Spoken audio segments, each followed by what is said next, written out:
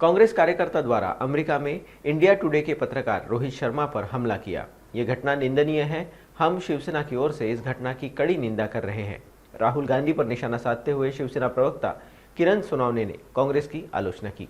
अमेरिकेमध्ये India टुडेचे reporter Rohit Sharma यांच्यावरती Congress कार्यकर्त्यांनी हल्ला केल्याची घटना समोर आलेली आहे।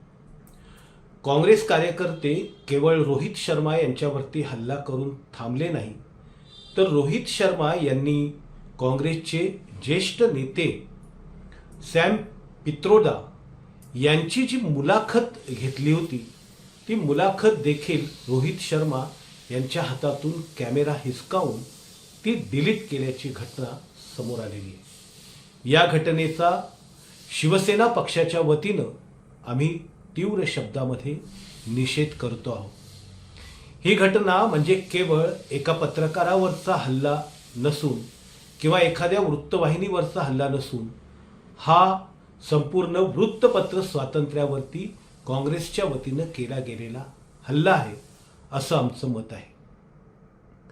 काँग्रेसला गेल्या लोकसभा निवडणुकीत थोडंसं यश मिळाल्यानंतर काँग्रेसनं आता आपला खरा चेहरा दाखवण्यास सुरुवात केलेली आहे।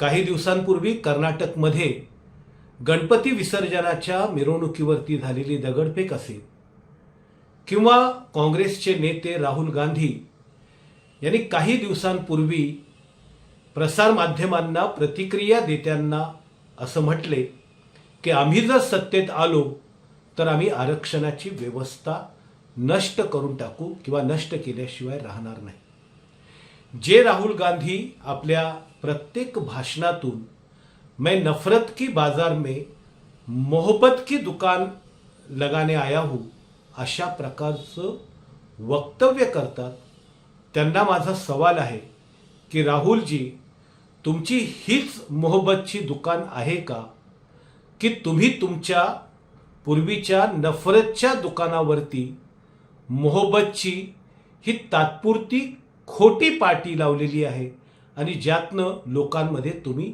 भ्रम पसरवता आहात। त्यासोबतच काँग्रेसला समर्थन देणाऱ्या उबाठा आणि राष्ट्रवादी काँग्रेस शरद पवार गटाला सुद्धा आमचा सवाल आहे की तुमचं या संदर्भातलं काय मत आहे। वृत्तपत्र स्वातंत्र्यावरती काँग्रेसने केलेला हा हल्ला तुम्हाला कबूल आहे का?